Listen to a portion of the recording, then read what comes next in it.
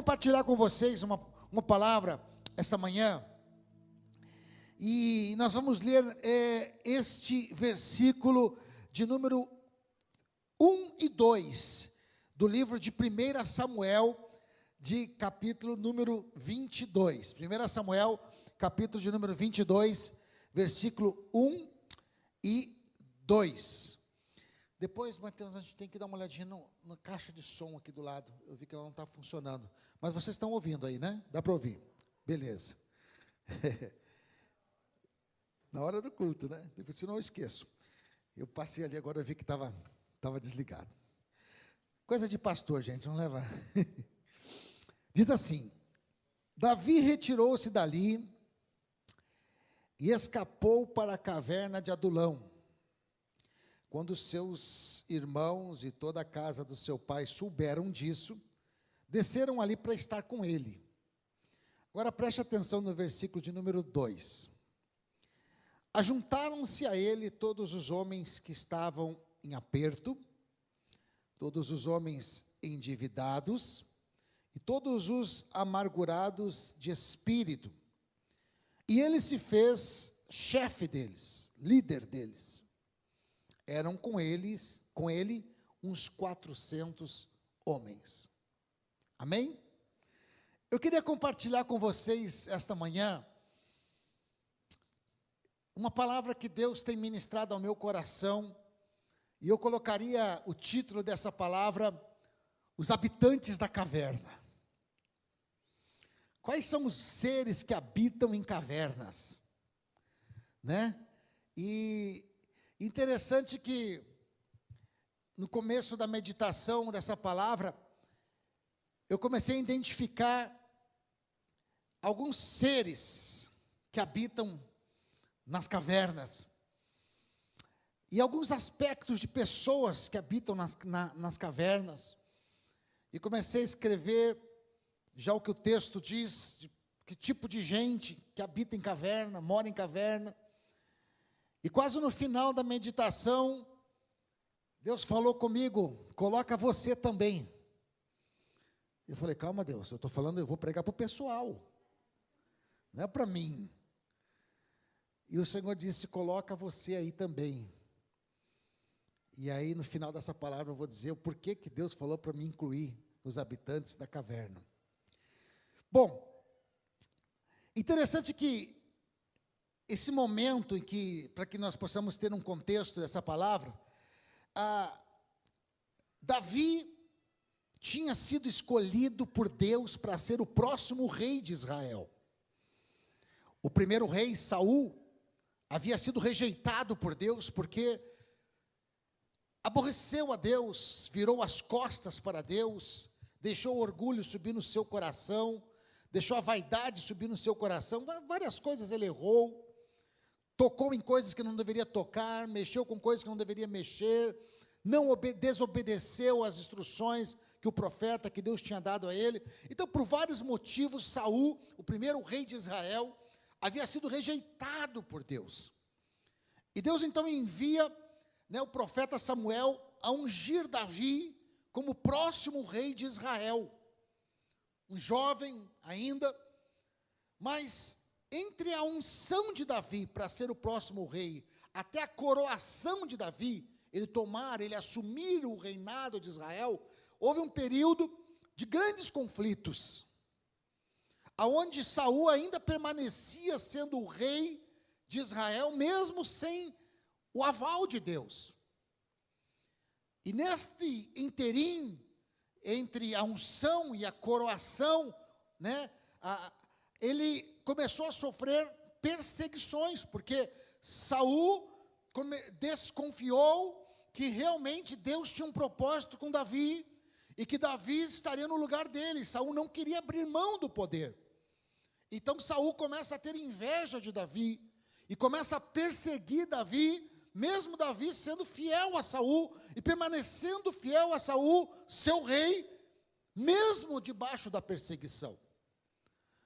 Chegou um momento tão insuportável dessa perseguição, que Davi teve que fugir da presença de Saul. E olha que Saul era o seu sogro. Lembre-se quando Davi mata o gigante Golias, uma das promessas, uma das dádivas que o rei daria àquele que matasse o gigante Golias, era não mais pagar impostos em Israel e casar com uma das suas filhas. E Davi se casou com uma das suas filhas, era da família real. E agora ele tem que sair da casa da família real, porque era insuportável a perseguição, e não só da casa, mas ele tem que fugir no território de Israel, como um cachorro fugindo, como um ladrão fugindo. Chega um momento em que não havia mais lugar, casa para se esconder, porque Saul agora passa a ameaçar todos aqueles que dessem abrigo a Davi. Se eu fosse uma pessoa na época em que Davi, mesmo sendo genro do rei, chegasse na minha casa e dissesse, me dá um pão, deixa eu dormir uma noite aí, e se Saul descobrisse que eu dei uma noite, um pouso para Davi, eu e toda a minha família seria morta. Então não havia pessoas que tivessem coragem, não havia uma casa para ele estar, não havia lugar para ele se esconder. E chega um momento de tão ferrenha perseguição, que ele então acha uma caverna. Logo após, olha o desespero de Davi em fugir. Isso acontece depois que Davi vai até para a terra dos filisteus se esconder. Ele sai da terra de Israel e vai para a terra dos filisteus. Lembre-se dos filisteus cujo gigante, o campeão, ele havia matado. Era mais fácil, ou era para ele menos doloroso, estar na terra dos inimigos do que na terra de um amigo invejoso. Às vezes é mais seguro a gente estar na terra dos inimigos do que junto com um amigo invejoso, que quer o seu mal. Ele foge de lá e acha essa caverna, chamada Caverna de Adulão. E para sua surpresa, ele achou que ele era o único desterrado, o único desesperançado de Israel, o único perseguido de Israel. Quando ele entra na caverna de Adulão, ele descobre que aquela caverna já está habitada. E não é uma ou duas pessoas que estão ali, são 400 homens, mais ou menos, que buscavam fuga da sua vida, buscavam fugir de algo, buscavam se esconder, buscavam morrer antes de ser enterrado. Porque tem muita gente que morre com 40 anos e vai ser enterrado com 80. Quando você perde os teus sonhos, quando você perde o teu chamado, quando você perde aquilo que Deus colocou no seu coração, você já está morto. Você passa a sobreviver sobre a terra, mas não tem mais vida. Porque a vida é cumprir o propósito de Deus. E ele então encontra essa caverna habitada com 400 homens que fugiam da vida.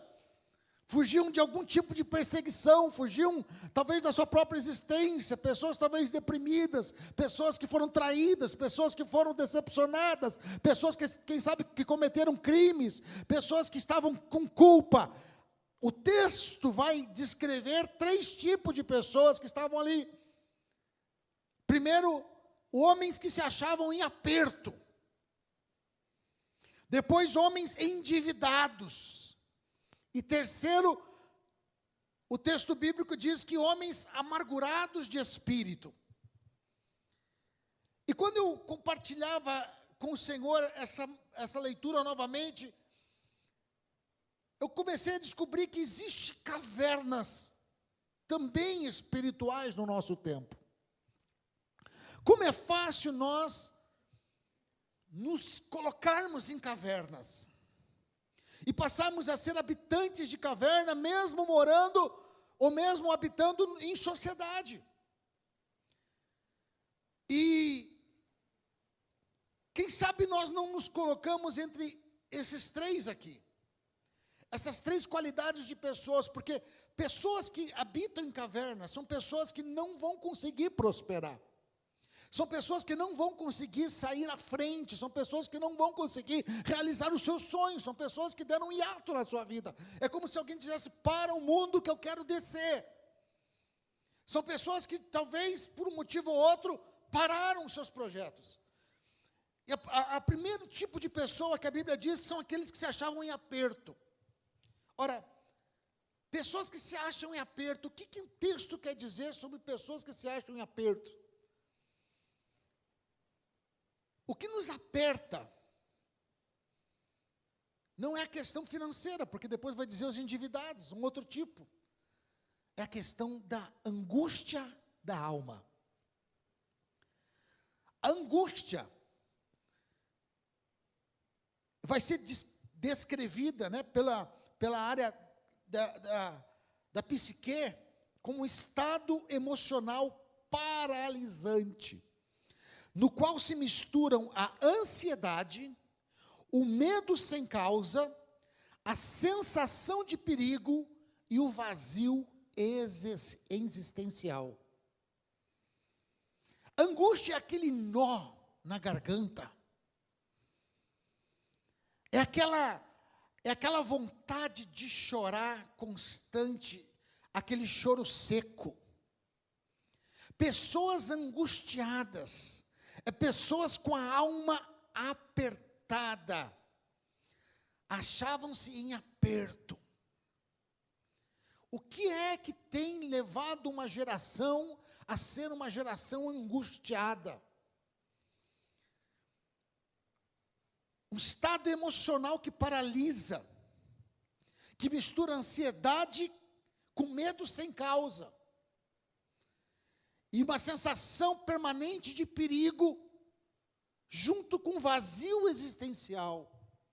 Eu não sei por que eu preciso viver, eu não sei por que eu nasci, eu não faço falta. Sabe aquela sensação que algo ruim vai acontecer? Ai, não sei, eu estou com uma sensação que algo ruim vai acontecer. Ai, misericórdia, eu estou com um aperto aqui, um aperto. Já viram isso? Estou com um aperto aqui no peito. Pessoas que vivem assim, acabam habitando dentro de cavernas. O segundo tipo de pessoas, o texto diz que são os endividados. E os endividados é alguém que tem que pagar algo cujo ainda não pagou. E tem alguém cobrando. E esse endividado não quer dizer somente de pessoas que tiveram problemas financeiros, porque a dívida não está só no campo financeiro. A dívida está no campo emocional. A dívida está no campo psicológico. A dívida está no campo espiritual. Você pode se sentir endividado quando você sabe que cometeu um pecado e que você está sofrendo por aquele pecado, você não gostaria de ter cometido, mas você sabe que você pecou. E aí você tem uma dívida espiritual.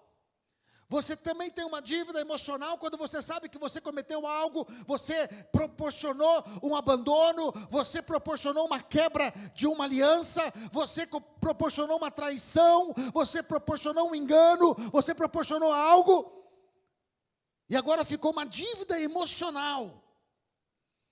Passou-se o tempo, a dívida está ali te cobrando, no seu psique, na sua emoção. Passou-se o tempo, o diabo está te cobrando dos seus pecados, porque a Bíblia diz que ele é o acusador dos irmãos, é ele que acusa, é ele que cobra, é ele que bate na sua porta, é ele que te telefona, é ele que manda mensagem, é ele que está todo dia dizendo: ei, você deve, conheço o que você fez no verão anterior, eu sei o que você fez. Esses são os endividados.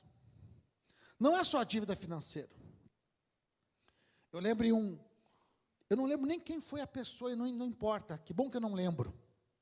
Mas eu lembro em uma ministração que nós tivemos aqui, isso já aconteceu outras vezes, mas aqui, vou dizer daqui, uma campanha que nós estávamos, eu não sei se era numa quarta-feira, Eu sei que estava uma unção, nós podíamos ainda trazer as pessoas aqui à frente, impor as mãos sobre elas, orar por elas, não tinha toda essa questão do coronavírus, essas coisas, e nós estávamos orando por essas pessoas, e quando eu cheguei sobre uma frente de uma mulher que estava aqui, eu impus as mãos sobre ela, e comecei a orar por ela. Eu não lembro nem sobre o que nós estávamos orando, o que era a ministração daquela noite, mas eu não esqueço que Deus falou comigo, e quando eu comecei a orar por ela, o Espírito Santo falou assim: ela sente uma culpa imperdoável, porque ela promoveu um aborto, e ela não consegue se perdoar. Foi lá na outra igreja, quando estávamos na Wireless. Foi aqui não? Eu lembro que quando Deus falou isso comigo, eu fui até ali naquela oração e disse: olha, Deus quer, Ele está te perdoando hoje, de um aborto que você fez. Aquela mulher, meu irmão, Deus tem que falar com você, né? Para você falar isso para ela.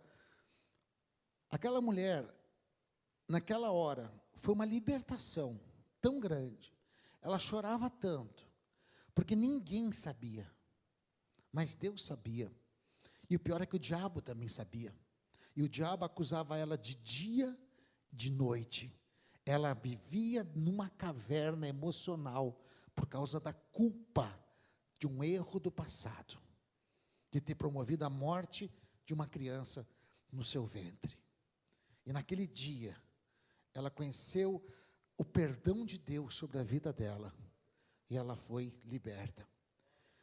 Então, pessoas que vivem endividadas, carregando um fardo chamado culpa, e sendo cobradas no seu psique, no seu espírito, por coisas que aconteceram. O terceiro tipo de pessoas que a Bíblia vai trazer aqui, que estava na caverna, cujo Davi encontrou lá, foram os amargurados de espírito. Ora, o que é alguém amargurado de espírito? Essa não é uma expressão que nós usamos muito, porque ela é uma expressão um pouco mais para quem conhece o mundo espiritual e sabe que nós somos três em um. Nós somos, né, um espírito que habita num corpo e que possui uma alma. Nós somos um ser trino, e que também o nosso espírito se amargura. Então nós não falamos isso.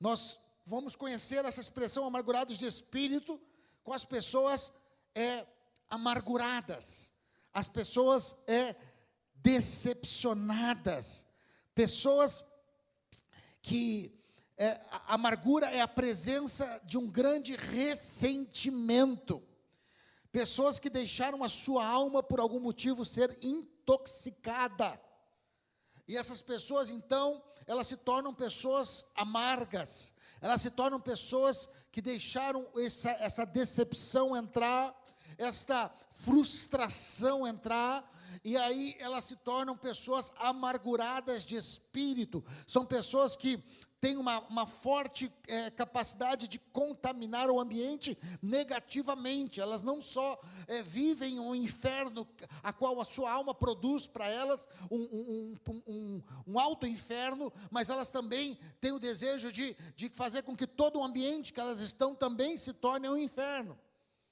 Elas não fazem isso por maldade, mas é porque a alma delas, o espírito delas estão amargurados. São pessoas que estão intoxicadas, são pessoas que estão vivendo um mundo que é uma constante tormenta, uma tormenta de existência, uma existência difícil.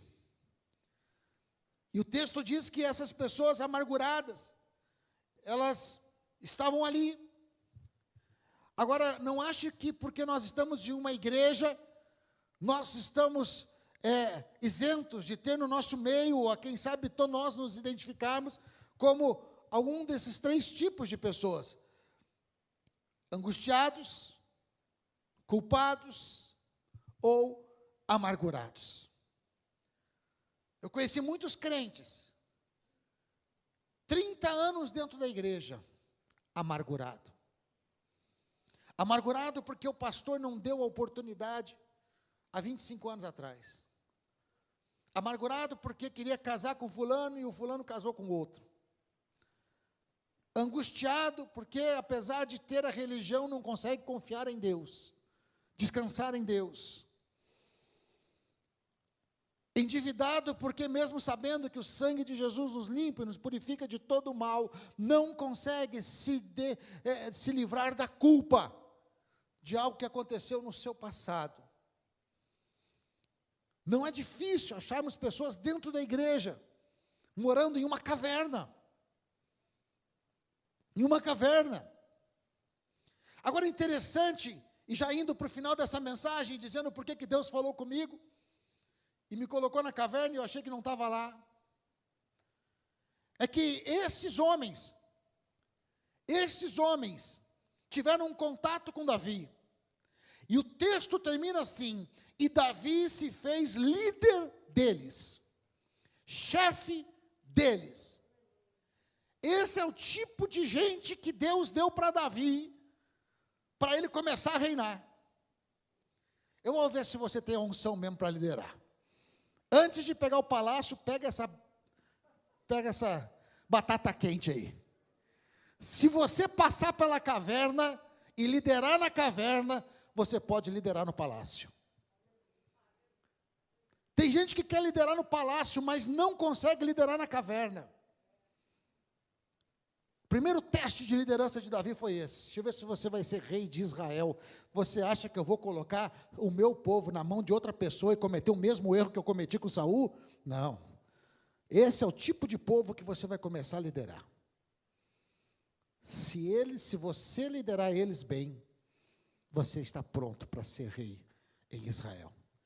E o texto diz que a unção que estava sobre a vida de Davi faz com que ele comece a mudar a vida dessas pessoas. Ele poderia tinha todas as características para ser um habitante da caverna. Ele estava sendo perseguido sem causa, ele estava sendo injustiçado, ele foi expulso da sua própria família, ele foi expulso do seu próprio país, ele foi rejeitado pelos seus, ele tinha todas as características de ser um habitante da caverna, e por mais ainda, agora ele estava no meio onde o papo do dia era a reclamação, o papo do dia era a choradeira, o papo do dia era saber quem estava sofrendo mais. Não, eu estou pior que você. Não, o que é? Você ainda tem $100, eu nem isso tenho. Não, e você? Não, estou pior, você está só tendo espirro, eu estou com dor nas costas. Não, mas a minha dor é mais forte que a tua. E a competição naquela caverna era saber quem estava pior. Porque quando nós estamos no meio de pessoas que estão com esse espírito de caverna, o rei que reina chama-se autocomiseração. Tadinho de mim. Ninguém. A Covid aí, ninguém me ligou. Você acredita que o pastor não me ligou? Faz 40 dias. A comiseração. Porque é a forma que as pessoas têm de querer chamar uma atenção. Tem gente que não quer sair da caverna, porque é confortável estar lá. E Davi, então, se faz líder deles. Davi não aceita a comiseração. Davi não aceita aquelas coisas que aconteceram com ele, ele não tomou aquilo como destino da sua vida, ser rejeitado, ser isso. Não, eu sou ungido. Mas você foi rejeitado, eu sou ungido. Mas você foi perseguido, eu sou ungido.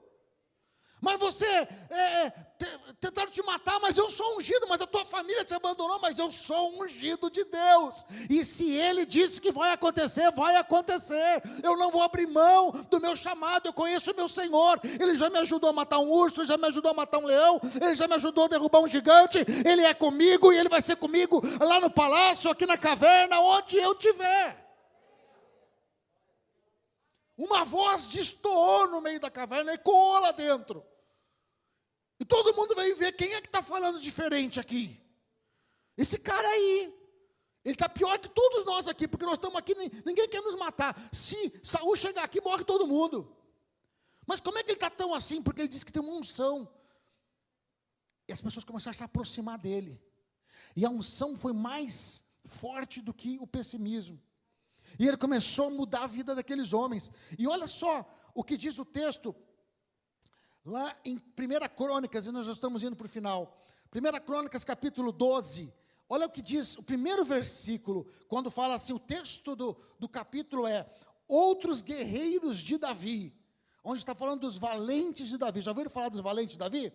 Diz assim: estes foram os homens que vieram a Davi em Ziglag, estando ele banido da presença de Saul, filho de Quis, eram dos valentes que o ajudaram na guerra. Aqueles homens que estavam ali, desprezados, habitando a caverna, se transformaram nos guerreiros de Davi. Pessoas que ajudaram ele no seu reino, que fizeram proezas em Deus, que se transformaram em homens de valor, em homens de caráter, em homens que mudaram a história de Israel. E por que eu estou ministrando isso para você? Pastor, mas eu não estou amargurado, não estou me sentindo culpado. Meu irmão, eu sei, quem sabe você está de alguma maneira ou não, isso aí é só Deus sabe. Mas eu quero dizer que quando eu terminei esse texto, o Senhor disse assim, que inclui você. Eu falei, mas, poxa Deus, acho que não estou angustiado não. Não estou sentindo culpado. Eu não estou também decepcionado. Por que inclui eu? E aí o Espírito Santo começou a falar comigo sobre 2 momentos dessa semana que eu passei e que me incomodaram muito. E eu falei com a minha esposa ontem à noite eu falei.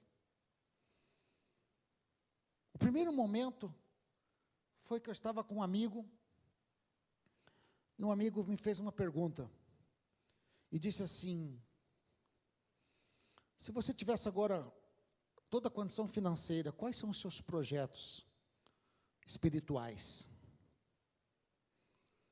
Quais são os seus projetos para você realizar agora? E eu comecei a pensar, projetos espirituais, é claro, lembrei da igreja aqui.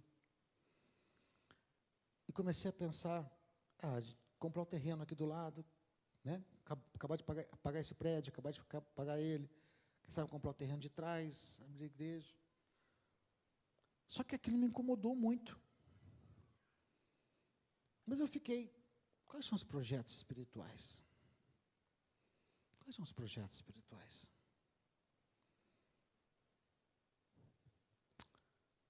Ontem nós estávamos numa loja aqui, comprando algumas coisinhas que vai ter das mulheres aí. Eu fui lá acompanhar a pastora Adriane. E eu peguei como é que é o nome daquela loja lá? Hobby Lobby, né? Tem decoração. Aí tinha um negocinho de golfista, um golfista bem bonitinho assim. Falei, amor, eu vou comprar um negócio desse aqui para botar no meu escritório lá em casa. Eu gosto de golfe, jogo golfe, mas faz anos que não jogo. Até porque a perna agora acho que vai dar só para o golfe mesmo. E para dominó. Mas aí, ela disse assim, não, mas faz tanto tempo que você não joga isso.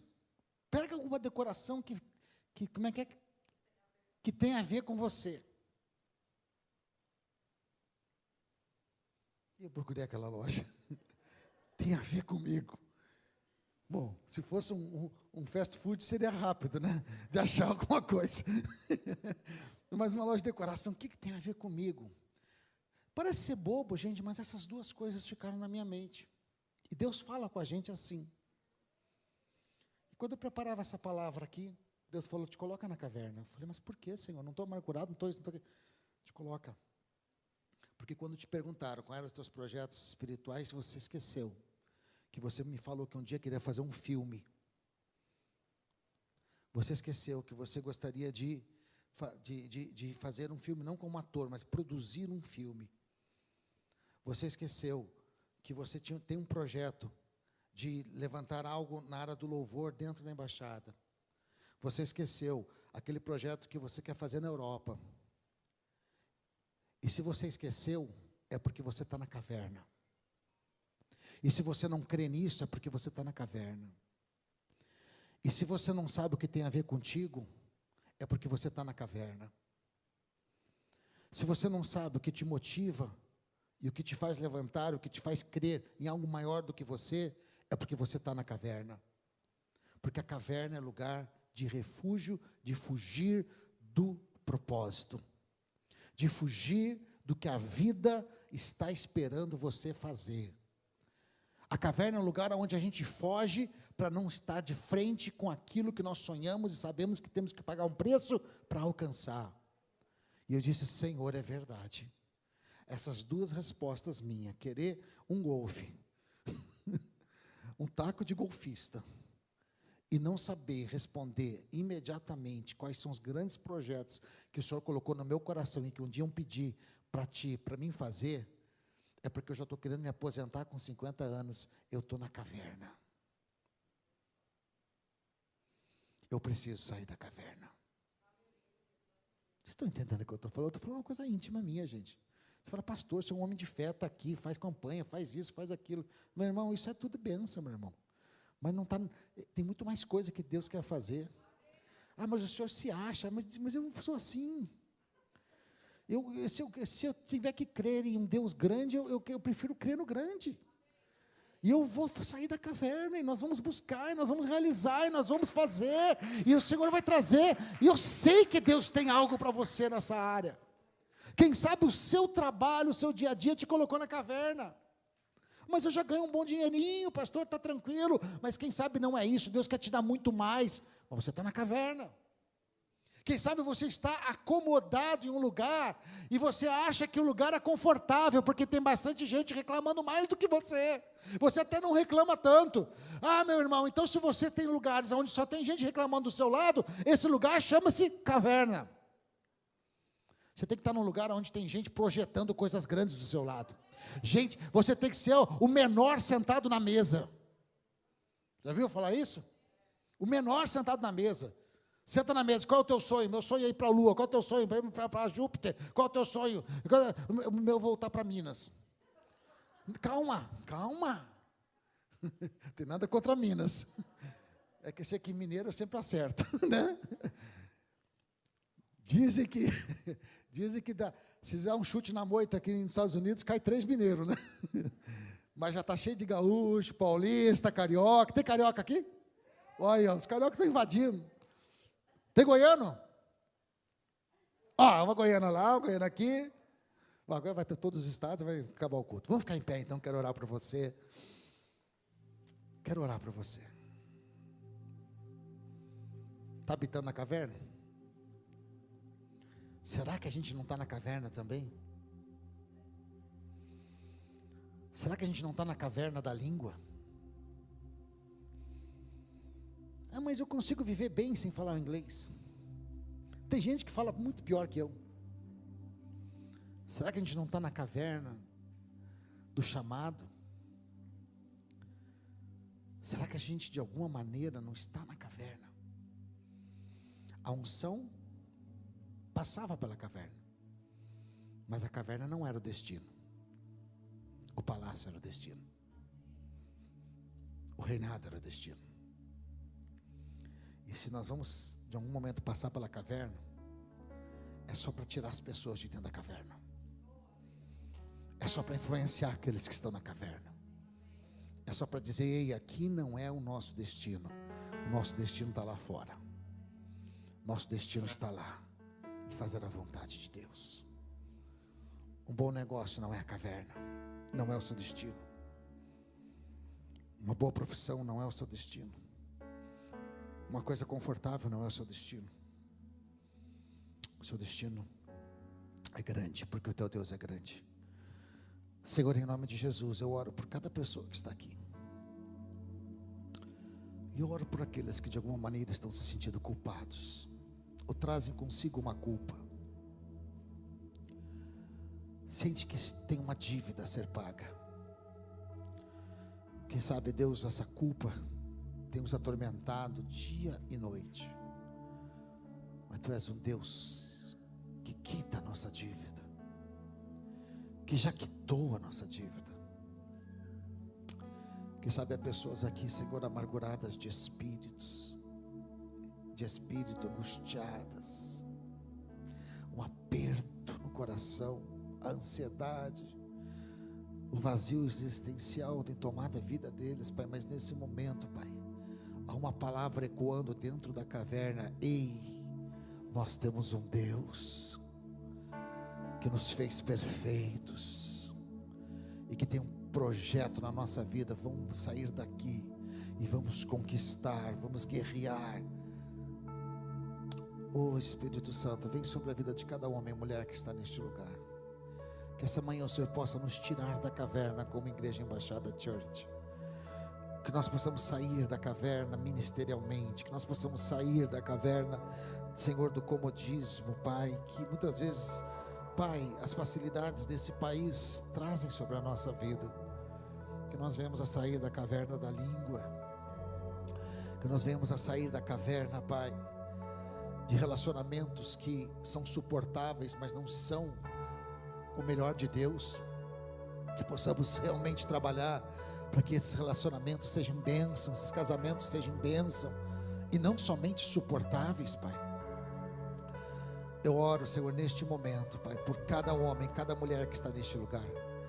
Que essa palavra possa ser rema, possa ser vida, que cada um possa olhar agora, se eles estão em algum tipo de caverna, porque essa manhã, Senhor, Tu estás conosco. Davi representava Jesus entrando na caverna. Davi representava aquele que influenciava e não deixava ser influenciado. E o Senhor está entrando na nossa caverna agora, dizendo: ei, há algo mais nobre, há algo maior. Ei, os nobres projetam coisas nobres, e com atitudes nobres perseveram. Em nome de Jesus, nós oramos assim. Colocamos